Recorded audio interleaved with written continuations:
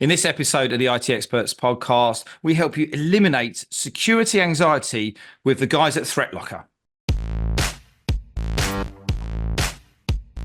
Welcome to the IT Experts podcast, the only podcast to help MSPs scale to 1 million, and if already there, get to 5 and go faster.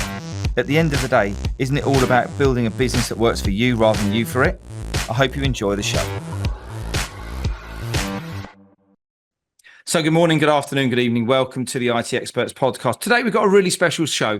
ThreatLocker have sponsored the show, which is absolutely incredible. And we're going to be helping you understand how to overcome the anxiety of security in your MSP. You know, many people talk about what's the security we need, what stat do we need, the multi-level stat, which can be an absolute minefield. And most of you know I'm not technical, so for me it's even worse. But today we've got Seamus Lennon from ThreatLocker, who's going to come and help expel those myths, help reduce the anxiety, and help understand, you know, number one, how ThreatLocker can overcome some of these theories, but also theories and the challenges, but also how we can really understand the state of security, what's coming at us, what we need to be prepared for, and how we can overcome that. So Seamus, welcome to the show this morning. Thanks, Ian. Thanks for having me on. So just a bit of background. I'm Seamus Lennon. I'm the VP of Ops for ThreatLocker in EMEA. We're a zero trust endpoint security solution. So we help apply zero trust architecture to environments to stop any attacks in those environments. Excellent stuff. Just tell us a little bit about whereabouts are you guys based? Yeah, so we're based here in Dublin in the EMEA office. Our headquarters is based in Florida. So we've got about 40 staff here based in EMEA, which is growing and growing. And we opened up the office here just over a year ago. The company itself is going over 8 years now in Florida. Staff-wise over there, we've got a couple of hundred now. Last count is over 300 anyway. So we are growing consistently as time goes by. And that sounds like some pretty rapid growth. How many partners are you now working with in the UK and Ireland? Oh, that's hard to say how many partners in the UK question, and Ireland. But worldwide, we've got over 50,000 businesses that we work with. Brilliant stuff. Now, look, so cybersecurity, it's one of these things that whenever you go to a show, there's more security vendors now than there is any other types of vendors, whether it be, you know, PSAs or trying to help you grow the business or anything else that you've got kind of like going on. So it's a massive growth area that we can see that in the size of your business yourself.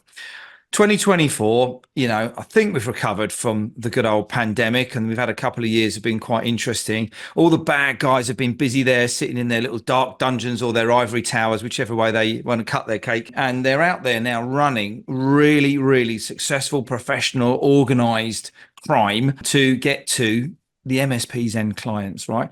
What are you seeing that's changed in the last year, in particular, that MSPs need to take notice to? There's a lot of noise out there.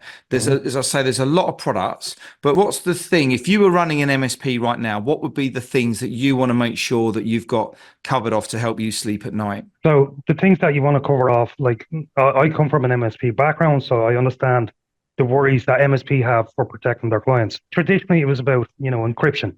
And encryption, the virus taking down the systems, downtime for a client. So if you have a server offline for like 10 hours, that's going to cost the business so much money. It's not about encryption anymore. It's about data, and it's about data exfiltration. And it's that good old word, ransomware. Right. And unfortunately, that's where it all evolves around. Like if you look even at 2024, Q1 2024, there's been about 48% increase in ransomware attacks since this time last year. Wow. Or, you know, so that increase of ransomware attacks. Now, in terms of disclosed ransomware attacks and undisclosed ransomware attacks, we don't know how many are undisclosed. Yeah. It's not many people want to admit and put their hand up and say, I've been a victim of a ransomware attack. No. But the thing about all of those attacks is 92% of those attacks all involve data exfiltration. So long gone is the time of just encryption and holding you for ransom for encryption. If you've got data and any sort of sensitive data, which pretty much everybody has these days, it's about protecting that data. Yeah.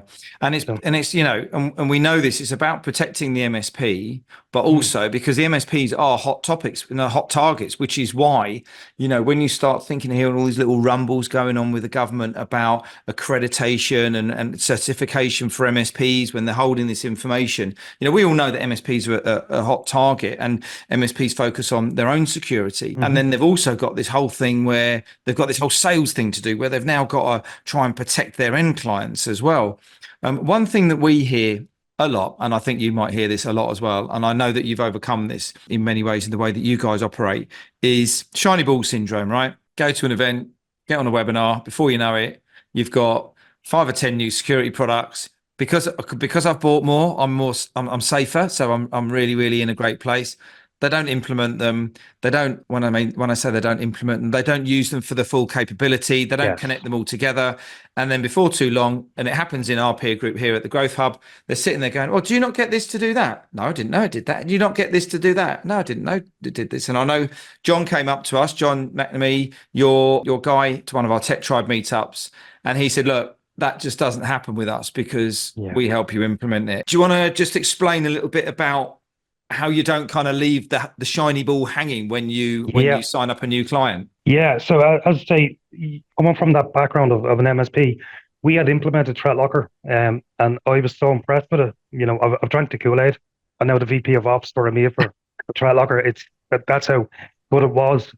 And the implementation and the process of a ThreatLocker is completely different to most security solutions or most MSP solutions you'll see, because most MSP solutions, you'll pay for the product, you pay for your license, you may pay for a bit of training, and that's it. It's left up to you. And how you implement that, and look, everybody's busy these days. Things get sort of half implemented, half not implemented. With ThreatLocker, we basically have a journey with each of our partners, and that journey never ends. So basically, every single client gets assigned a solution engineer. As an assigned solution engineer, it's my job to help you guys implement ThreatLocker to its fullest capacity. Not just doing this tiny little bit at the front, which is the shiny bit why you bought it, but all the rest of the solution, so that no matter what, you're secured. And that journey never ends. I know we were talking earlier about some of your members that we have. I've been working with him for the past 3 years on monthly calls. Yes. The solution's implemented, but we still do monthly calls. We do 1 hour a month, every month, just to make sure that if there's anything new in the product or anything we're not implementing, we're implementing it in the environment. Yeah. I know vendors are there, you know, to help and support the network, and they're there to help and grow their own businesses as well. But when we work at, you know, I'm going to say it's a lower level, but I don't mean it like that, you know, more of a personal level, more tactical level with our clients. If we turn around to our clients and said, well, here's how to grow your MSP, here's how to get it to 1 million, here's the book, crack on, I'll see you later. It's not going to work. You know, you're going to need to implement it. I get a bit flabbergasted sometimes when you hear that certain people who have implemented certain PSAs or certain RMM tools, and then you then have to go and get a consultant to come in and pay extra to make the, you know, to fill the car up with petrol or pump the tires up. And it was just like, it's like, this doesn't kind of like work. And when, you know, when I heard about the fact that you guys are doing that, I thought that was, you know, a really good thing, because I suppose that's in your best interest, isn't it? Because it is.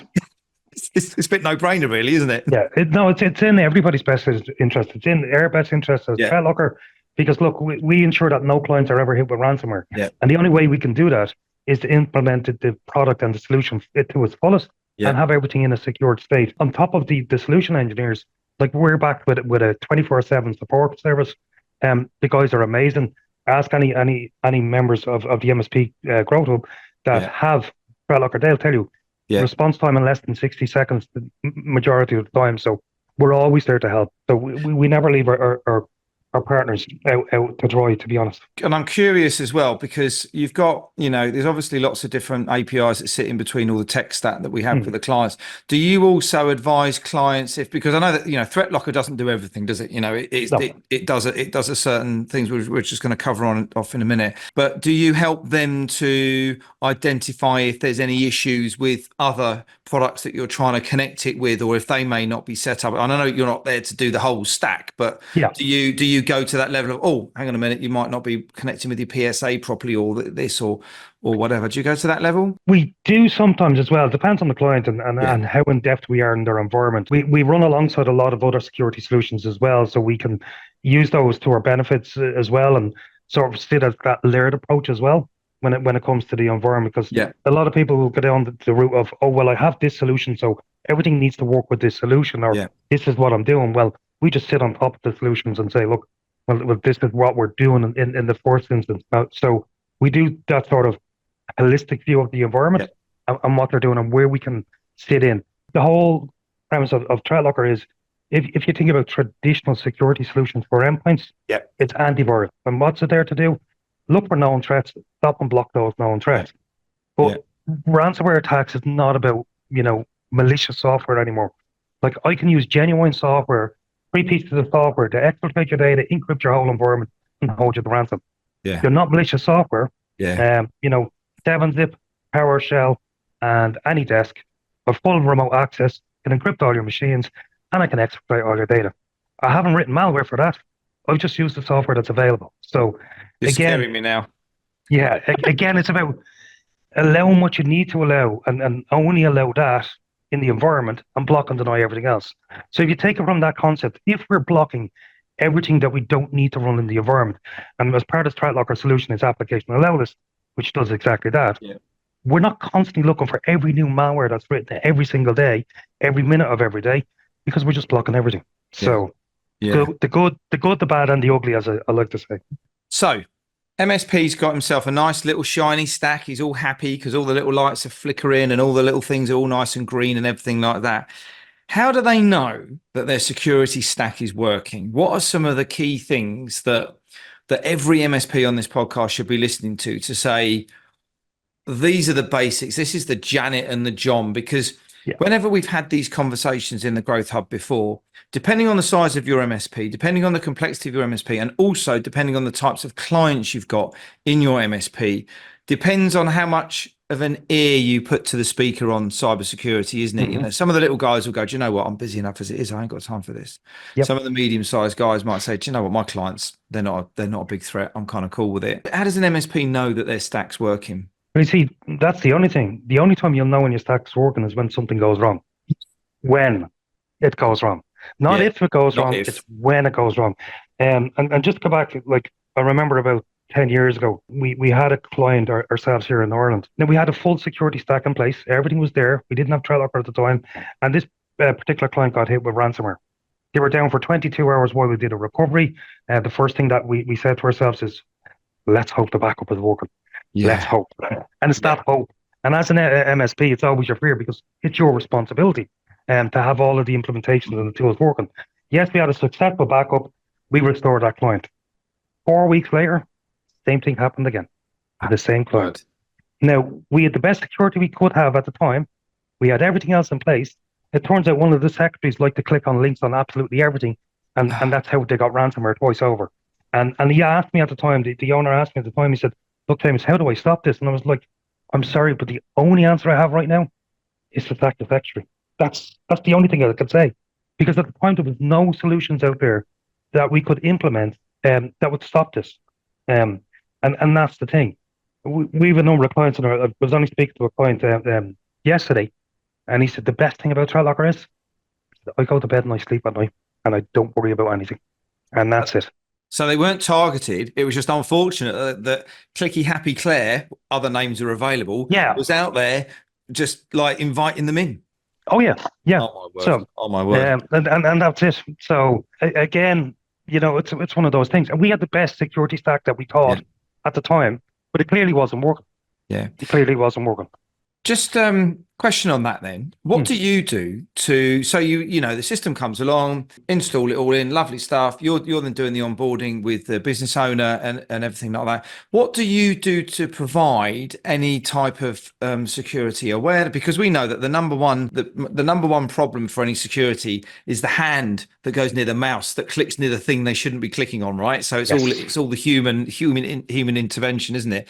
What do you do to help educate not only your clients but your clients' teams and maybe your clients' clients? What have you got there to help the human side of this? Yeah, so when it comes to ThreatLocker, we've got a full university around not only our product, but why we have that product and what it actually does and how to implement that product. So go back to that hand that likes to click on absolutely everything. I said previously that we do application allow listing, but application allow listing has been around for years. Threat actors know this as well. And that's the reason why when they'll go in, they'll use PowerShell because it's on every single Windows device. Right. And I can use PowerShell to pretty much do absolutely anything. I can exfiltrate data, encrypt machines. I can do everything with that one application that's allowed to run in the environment. Now, what we apply to all of the applications we do allow to run is something that we call ring fencing. In other words, you can run PowerShell, but this is all you can do. Can't access my data. You can't access the internet. You can't go off to the registry and write keys in there. You can only do what you're supposed to do. Take it like Microsoft Office. One of our default policies is to block and deny interaction with PowerShell and Command Prompt and C Script, not the most weaponizable application. So if that hand is around clicking on links within Outlook that's calling on a batch script or a PowerShell file or whatever it may be, it's simply blocked and denied. We can identify that in what we call an audit, which is a log of absolutely everything that happens on every single device. And using that telemetry, we can go back to our clients and say, look, we've seen this in this environment. You may want to, go and have a chat, maybe offer some cybersecurity awareness training for that client as well in that environment. So we help on that sort of scope as well. So not only are you provided the system that gives, I'm going to be blatant, the flashy little lights for the MSP to go, hey, hang on a minute, red, amber, green, what's going on here? Are you also monitoring that back at your base to say, hang on a minute, there's some activity going on in my environment that I don't think looks right, or there's something happening over here, so have you kind of got the MSPs back of the back? Yeah, so that's a great question because we recently just launched our MDR service. So with all the telemetry that we're gathering on every endpoint, and we see basically everything: reads, writes, moves, and deletes of data, network traffic, applications executing. We pretty much see anything. On top of that, we offer an MDR service which basically will monitor the environments as well. So if we see something happen in one of your clients' environments, basically what we do is we'll notify it, we'll flag it, we'll ring the MSP directly usually within 60 seconds up to a minute. We'll notify the client to say, hey, look, we've seen Mimikatz running on somebody's environment. You probably want to, how do you want to proceed with this? And we can actually do remediation as well to a certain extent. If we see the likes of Mimikatz running on an end user device for one of our MSPs, we can automatically lock out that machine, stopping anything untoward from happening in the environment. So we have all that tailored on top of our solution as well. Excellent stuff. So you're covering off as well as making sure, because monitoring, we did a podcast a little while ago with Mark Taylor from Chorus, where they're providing a SOC service. And, he was saying it's all about the monitoring. But, the words that we hear, I'm only repeating what we hear, is I've got a business to run here. I've got issues going on. I've got tickets coming out of my head. I will be doing monitoring, but I'll be doing monitoring that I will do when I get around to it. Yeah, it'll be running in the background, and it might be once a week, or it might be once, but whereas you're saying that you're checking in on that, a little bit more frequently, which is absolutely brilliant.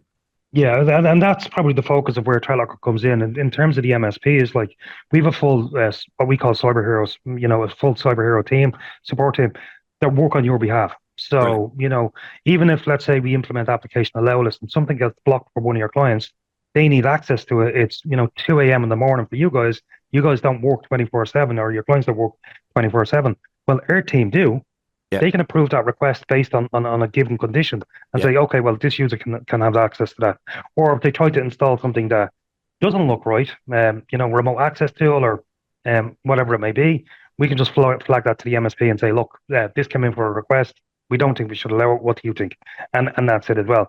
On top of that, then the EDR and the MDR responding to all that telemetry we gather, we're monitoring that again 24/7 as well. And it is a manned monitoring situation. So it's not AI in there that's making decisions. We're basically looking at all of this and we're flagging down anything that may be indicators of compromise in a client's environment. Seamus, I was listening to one of the guys this week just talking about actual geo restriction, which I thought was really cool. So you can then actually restrict in, from a locational point of view, who can actually access ThreatLocker and other applications. Is that something that you've always done, or is that something that's new? It is actually something that we've always done. So geo restriction is something that we could do particularly for admins. So realistically, we want to restrict access to ThreatLocker to only the people that need that access, but go that little bit further, that only those people can access it from the MSP's office. And that's it. That single location. So that, there's nobody out there that could potentially access it anywhere. In fact, if you actually look at the health center within ThreatLocker, it'll show you the login locations on a map as to where to log in. So if there's any failed logins into ThreatLocker, it'll also show you there as well. Or if there's something going on out in the Bahamas, someone might have an MSP in the Bahamas. Is not begrudging anybody having an MSP in the Bahamas, apart from the fact that we're a bit jealous. That's it. But cool. Talk to me about the sales opportunity using ThreatLocker and how some of your clients have used this. So we've talked about how to protect your own MSP and to protect your clients and understand and have this, the pane of glass where you can see what's going on. How have some people used it really well to either retain existing clients or to do like a bit of an opt-out, upsell type of thing with existing clients, or even with new clients? How's this product worked in that space? Yeah, so in terms of with sales, it depends on the clients of clients, obviously. Obviously in the UK, Cyber Essentials was the biggest thing that came out recently about, having that certificate. Obviously we meet the demand for Cyber Essentials because, we do application allow list and we are an EDR. We also have an elevation control, which is a PAM solution, which removes local admin rights from a machine, doesn't allow the user to have admin rights. We can elevate applications individually without elevating the user. So for any of those clients that have legacy applications out there, and there's still a lot out there that require admin rights to run, and that's the reason why a whole company has admin rights, where you can remove it and say, okay, well, just this application can run with those rights. That in itself enhances the security of the environment. And look, selling security to clients these days is not that difficult. I say not that difficult in that you cannot go to the dog on the street and say the word ransomware and they'll don't say, I know what that is. Yeah. Everybody knows what it is. Selling security solutions 10 years ago, nobody really cared about security. That way it wasn't at the forefront. It's productivity, it's uptime. I want everything working. Yeah. Now people are saying, yes, I want everything working. I want productivity. I want my uptime, but I want to be safe as well. And I want everything to be secure. I don't want downtime, and I definitely don't want my data to be lost. Yeah. So in that sort of sense with clients and selling it makes it easier. It is an easier sell. Now, how you differentiate security solutions is that's the thing. It's like, oh, well, we have an antivirus already. Is that not good enough? And it's filling that gap. You're saying, well, okay, well, antivirus is great for things that are bad or malicious, but, threat actors aren't using malicious tools anymore. They're using basically everything, good tools, bad tools, and good software. And once clients understand that, it's very easy for them to adopt that sort of situation of awareness of security, and it eases in that sort of sales process as well. Yeah, we talk a lot about education of our clients. You can't, no one should be going out there and selling ThreatLocker. That's the major sit up and stare, isn't it? What they should be selling is the business benefits of what ThreatLocker does and helps that client. That you don't sell the tech, you sell the outcome, the business solution. Do you help your customers to understand how to do that, or understand the business benefits of what it does, so that conversation becomes easier? We can even go one bit further, and we can actually do demonstrations for their customers. Brilliant. As well. When it comes to demonstrating ThreatLocker, I've never sold ThreatLocker in my life. Yeah. Never once sold it. I don't sell ThreatLocker. I just show the value of what it does. Yeah. And that's it. It sells itself. Yeah. Brilliant stuff. Seamus, so what's next for ThreatLocker? These businesses like yourselves are moving innovation at a rapid rate of knots. Is there anything exciting coming up that we need to know about? There's always something exciting coming up with ThreatLocker. We're a company that has evolved quickly and expand very, very fast. There's always new products and new solutions coming out. We are launching something as well really soon as well. So it's very interesting. So it's one of those solutions that if you've been with us from the beginning, you will see the amount of change that we've gone through and additions to a product. We're not stagnant. We definitely do grow and grow and grow quickly. So keep watching and keep an eye out for the changes. Keep an eye out for the changes. Lovely stuff. Just before we wrap up, what's your top tips for any MSP here just to help them reduce their anxiety around their security stack, reduce their anxiety around, sleeping at night, getting some ransomware? What's the top things everyone needs to be doing? Look, the security solution is a security stack should be a layered solution. Simple as that. If you've got the solutions in place that you know and trust are going to stop ransomware attacks, anybody getting into the environment, it's very easy to just relax, switch off, enjoy the weekend, not have to worry about that phone call at 2 a.m. or 3 a.m. from a SOC team to say, there's an attack underway. So having that layered approach in your environment is definitely where you need to be. Fantastic. Seamus, how can people get in contact with you if you want to learn a little bit about ThreatLocker, what you do, how you help, how you can offer them? We're going to put all the information into the show notes anyway on this podcast episode. Yeah. How do they keep up to date with those innovations and connect with yourself or Donna? Yeah, you'll find us on LinkedIn, ThreatLocker.com as well. You can reach out to myself personally on LinkedIn if you have any questions or anything needs to know anything further. Please drop us a message, and we can share everything. Brilliant stuff. Well, look, thanks very much for coming on the show today. Really enjoyed our chat. I love the fact that every time I get that little bit more technical and I get that little bit more information, which is so dangerous for the position that I'm in, because I will always say I'm not a technical person, and then I'll come out with this little stat that you mentioned and they think I am. But anyway, look, wishing you guys all the very best of success through the rest of this year and upwards and beyond, growing at a massive rate. Great product. Our clients are loving it. We're hearing some great things about it. So thanks again for today's show. You look after yourselves, and we'll catch up with you all soon. Take care now. Thank you, Ian. Just before you go, and if you're curious about how this episode links with the ability to scale your MSP to $1 million, or if you're already there, accelerate to 5, then we want to invite you to come and take the MSP Mastery Quiz. And in just 3 minutes, you're going to get a 360-degree scan of your business, where you can identify the 1 or 2 tactics that can help you find more time, engage and align your people, and help generate more leads in your MSP. It's really simple. Just click on the link in the show notes. And if you have enjoyed this episode, we'd love to get some feedback from you by means of a rating, review on Spotify or iTunes or your podcast platform of choice. We really appreciate every single one of them. Now you can go and enjoy the rest of your day, and we look forward to catching up and connecting with you soon. All the best now.